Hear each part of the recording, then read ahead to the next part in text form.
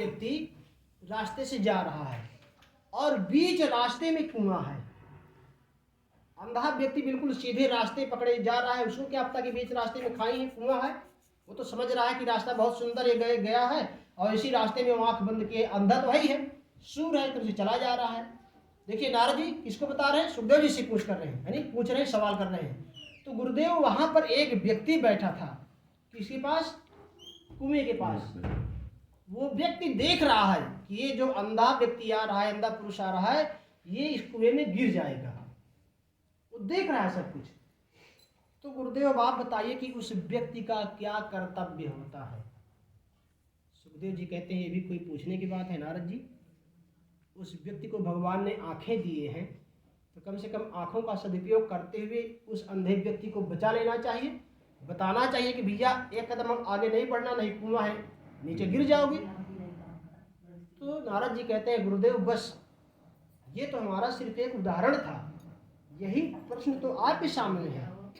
अब महाराज परीक्षित श्रापित हो चुके हैं, इस संसार रूपी कूप में वो पड़े हुए हैं, आपके ही द्वारा उनका उद्धार संभव है। अनेकों प्रकार से उन्नय विनय करते हैं। तो वहां से सुखदेव जी चल देते हैं कि तत्रा भवत भगवान व्यास पुत्रो यदीक्षयागामटमानो नपेक्षा अलक्षलिंगो निजलाभ तुष्टो मृतश्च बालैरवधूत भेषः। अवधूत स्वरूप है, कुछ भी कोई वस्त्र नहीं पहने हुए हैं, बस सुंदर जंगल के कुछ पत्ते, केले के पत्ते अपने अंग में लपेटे हुए हैं और एक जनेऊ धारण किए हुए हैं। क्योंकि ऐसे सृष्टि के पहले व्यक्ति हैं, न धोती में ग्रंथि, न पोथी में ग्रंथि, न चोटी में ग्रंथि, न लंगोटी में ग्रंथि, न बाहर ग्रंथि, न भीतर ग्रंथि। सृष्टि के पहले ऐसे ऋषि मुनि हैं, न कोई हुआ है, न भूतो न भविष्य से। वे तो बहुत ऋषि हैं, तपस्वी त्रिकालदर्शी हैं, लेकिन कम से कम लंगोट पहने रहते थे, गांठी बांध चोटी रखे रहते थे, कुछ शास्त्र ही रहते थे, लेकिन इनके अंदर कुछ भी नहीं, न चोटी में ग्रंथि, न पोथी में ग्रंथि, न लंगोटी में ग्रंथि, न अंदर ग्रंथि, न बाहर ग्रंथि। जैसे अंदर वैसे बाहर सब कुछ है। जब इन सोचिए कि ऐसे व्यक्ति को देख करके जिसकी तरफ से वृक्ष उत्तर दे दें, क्योंकि ये भगवान से पहले वचनबद्ध हो गए थे कि प्रभु जब ये गर्भ से ही नहीं निकल रहे थे तो स्वयं भगवान नारायण आगे कहते हैं सुखदेव जी बाहर तो आ जाओ। उन्होंने कहा प्रभु बाहर आऊंगा तो आपकी माया मुझे व्याप्त लेगी। तो भगवान ने कहा मैं वचन देता हूँ मेरी माया आपको नहीं छूती। बस जन्मते ही चल देते हैं कि जन्मत ही जग दुख निरख नरा लपेटे अंग। जो रस्सी केड़ी इत्यादि होती है ना, जन्म लेते ही सबको कंधे में रख लेते हैं और चल देते हैं, क्योंकि उस समय कोई नौनिया नहीं थी कि उनका नारा खेड़ इत्यादि काटा जाए। सब कुछ उठाते हैं और कंधे में रखते हैं, चल देते हैं जंगल की ओर, क्योंकि वचन रख लिए थे कि जन्मत ही जग दुख निरख नरा लपेटे अंग भाग चले सुख बनई को लगे व्यास जी संग। व्यास जी पीछे चिल्ला रहे हैं पुत्र पुत्र पुत्र, लेकिन वो तो मुड़ करके भी नहीं देखे।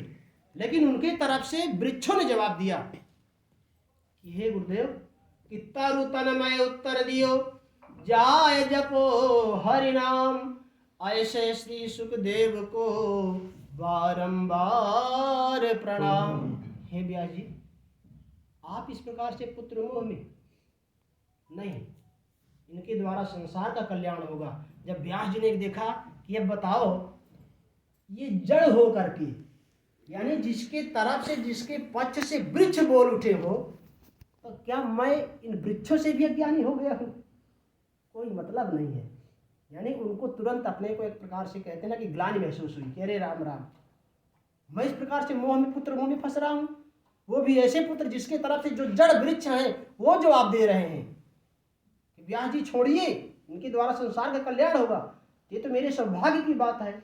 और मैं इस प्रकार से उनके पीछे तुरंत वापस आ जाते हैं। कब? जब वृक्षों ने इस प्रकार से कहा तो व्यास जी वापस आ जाते हैं। आज वही नारद जी के प्रार्थना करने से सुखदेव जी अपने गुफा से निकल के चल देते हैं। तत्रा भगवान व्यास पुत्रो यदीक्षयागामठ मानो नपेक्षा अलक्षलिंगो निज लाभ तुष्टो मृतश्च बालैरवधूत वेषः। अवधूत वेश धारण किए हुए हैं और देखिए कुछ भी नहीं पहने हैं, केवल पत्ते लपेटे हुए हैं अपने अंग में और कुछ भी नहीं, एकदम उघार और केवल शरीर में उनके यज्ञोपवीत है और भगवान भजन करते हुए वहाँ से चल देते हैं। सारे लोग वहाँ से जो नारद जी थे, नारद के पीछे कुछ लोग और चल देते हैं। कुछ लोग तो सोचे कि ये पागल कोई जा रहा है, देखिए कभी कभी ऐसी स्थिति होती है गांव में, कोई ऐसा व्यक्ति पहुंच जाता है, चाहे उसको आप पत्थर मारो, चाहे जो कुछ भी कहो, वो बोलता नहीं है। भगवान ऋषभ देव की यही कहानी थी। ऋषभ देव जी ने भी, उन्होंने क्या किया, भगवान को जब तपस्या करने के लिए गए, जो तीर्थंकर यानी सिखों के पंचम गुरु माने जाते हैं ऋषभ देव, जिनका पंचम स्कंद में बहुत सुंदर वर्णन है, तो उन्होंने यही किया था। अंत समय में अपने एक अवधूत का वेश बना करके और पागलों की भांति अपने मुख में पत्थर रख करके, क्यों?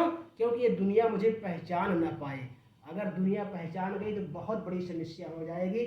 जितने अधिक लोग सब पहचान जाएंगे उतनी बड़ी समस्या खड़ी हो जाएगी, क्योंकि फिर तो समस्या अपनी अपनी सब सुनाने लग जाते हैं। और भैया मैं किसकी समस्या का समाधान करूंगा? संसार तो दुखालय ही आया है। दूसरी बात कि मरना जीना तो यहाँ सबको ही आया है, तो जो आया तो उसको जाना ही जाना है। तो सुखदेव जी ने क्या किया कि इनके पीछे बहुत सारे बालक भी लग लेते हैं तमाशा देखने के लिए। यार देखो एक पागल जा रहा है, एक पागल जा रहा है, किसी से बोलते नहीं, कोई पत्थर भी उठा के मार देता तो भी कोई बात नहीं, चले जा रहे हैं चले जा रहे हैं। बहुत सारे लोग उनके पीछे पीछे लग गए, देखो अजीब सा पागल, ऐसा पागल तो आज तक कभी नहीं देखे। और बात हकीकत है, कहते हैं जब भगवान कोई भक्त हो जाता है तो उसका जो स्वरूप हो जाता है वो एक पागलों की ही भांति रहता है। फिर वो ईश्वर का कभी चिंतन करके कभी बहुत तेजी से हंसने लगता है, कभी रुदन करने लगता है, कभी गाता है, कभी नाचता है, कभी रोता है, कभी चिल्लाता है, कभी हंसता है। अनेकों प्रकार का रूप होता है। भगवान कहते हैं द्वादश एकादश स्कंद में कि वाग गगदा द्रवते चित्तवृदत्त भीषण क्वचित हस्ति क्वचिचा विलज्ज उद्गात नृत्य तेजा मद भक्ति युक्त भुवनम पुनाति। जब व्यक्ति की ये दशा हो जाती है, क्या दशा? लोक लज्जा त्याग करके। जब कोई व्यक्ति, कोई भक्त लोक लज्जा जब त्याग देता है तभी वो भगवान का सच्चा भक्त भी बन पाता है। क्योंकि सबसे बड़ी समस्या हमारे और ईश्वर के बीच में, यानी जीव और ईश्वर के बीच में यही तो है, लोक लज्जा ही। क्योंकि सबसे बड़ा रोग क्या कहेंगे? लोग। दुनिया में अगर कोई समस्या है जीव और ईश्वर के बीच में तो केवल यही कि सबसे बड़ा रोग क्या कहेंगे? लोग भगवत भजन करने में या तपस्या करने में या इस सत्कर्म के रास्ते में आगे चलने में संकोच करते हैं। और कोई जाता भी है तो चार लोग उसको दबाने वाले रहते हैं, उसको मना करने वाले अधिक लोग मिल जाएंगे। किस युग में जी रहे हो, ऐसे कहने वाले अधिक लोग मिल जाएंगे। अरे भैया कहाँ से सतयुग की ये काम करने लगे, कहाँ दुनिया पहुंच गई, अभी आप तो बस वही अंधविश्वास में पड़े। बताओ इससे बड़ा दुर्भाग्य क्या हो सकता है? तो ऐसे लोगों को कहा गया ना, तजियताई कोटि वैरिशं यद्यप परम से नहीं। जो सत्कर्म में बाधा बने उसको करोड़ों शत्रु के समान त्याग दो, तभी भगवान को आप पाओगे। जब लोक लज्जा निवारणम, लोक लज्जा त्याग दोगे तब। तो जो व्यक्ति भगवान का भक्त हो जाता है, तो भगवान भी कहते हैं कि ऐसा जब व्यक्ति कोई भक्त बन जाता है, उसकी ऐसी स्थिति हो जाती है तो फिर उसके वो मैं ही नहीं, मद भक्ति युक्त भुवनम पुनाति। ऐसा भक्त मुझे नहीं, वो संसार को तार देता है। लेकिन उसकी स्थिति और उसका विश्वास देखना चाहिए। विश्वास कैसे? जैसे कि दो भक्त थे, तपस्या कर रहे थे। एक भक्त इमली के वृक्ष के नीचे बैठा हुआ था, एक भक्त पीपल के वृक्ष के नीचे बैठा हुआ था। नारद जी उसी रास्ते से जा रहे थे, तो जो पीपल के वृक्ष के नीचे बैठा था नारद जी को देख करके प्रणाम किया, कहा गुरुदेव आप तो भगवान के धाम जाते ही रहते हैं, मेरा संदेशा सुना देना कि प्रभु मुझको कितने वर्षों में या कितने दिन तक में दर्शन देंगे।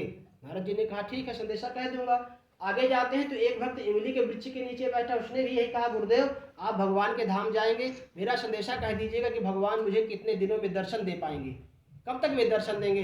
नारद जी वहाँ चले जाते हैं, सीधे भगवान के धाम पहुँचते हैं, बैकुंठ धाम।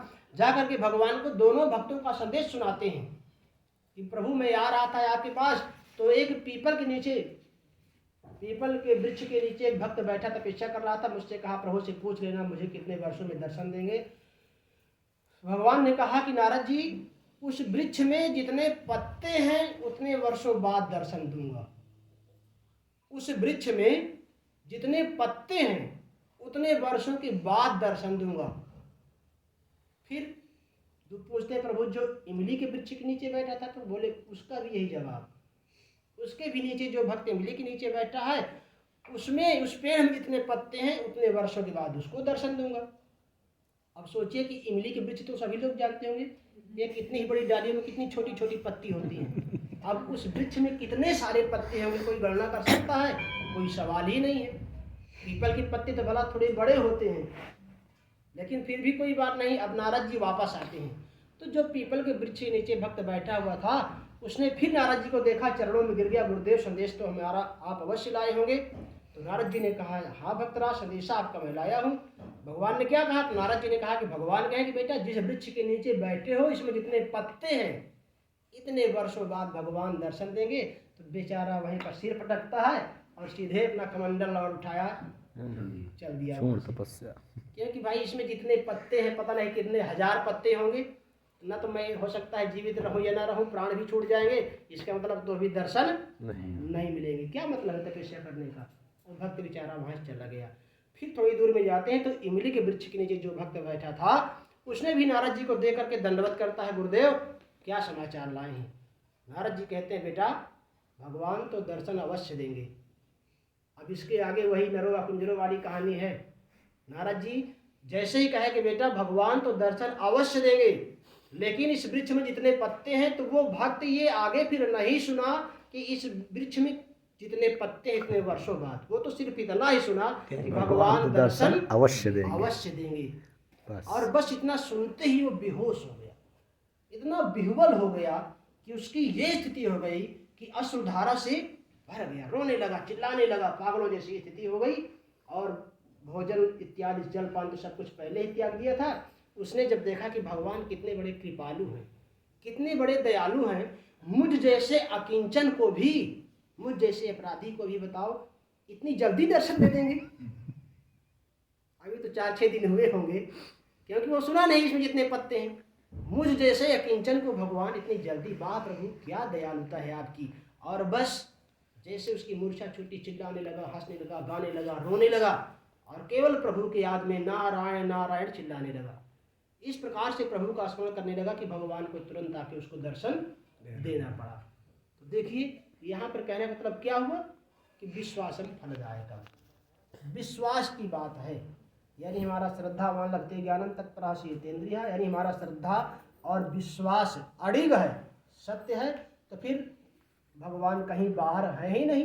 फिर तो बताया गया था कि भाई हरि व्यापक सर्वत्र समाना, प्रेम प्रगट हो में जाना, अग जग में सब रहती विरागी, प्रेम ते प्रभु प्रगट है जिमी आगी। सीधी सी बात है, हमारा भाव तो होना चाहिए। इसलिए भगवान तो कहते हैं कि भाई मैं तो सर्वत्र विराजमान हूँ, मैं किसी भी वक्त आपका जैसे ही भाव बना तो मैं तो आपके अंदर ही प्रकट हो जाऊंगा, कहीं जाने की जरूरत नहीं है, लेकिन वो भाव बनाने की जरूरत है। तो इस प्रकार से यानी सुखदेव जी का जो भाव था कैसे था, भगवान का एकदम चिंतन करते हुए पागलों की भांति दिगंबर भेष धारण किए वहां पर चले जा रहे हैं। और जैसे वहां पर पहुंचते हैं तो वहां जितने ऋषि मुनि बैठे थे सब अपने सिंहासन को छोड़ करके खड़े हो गए।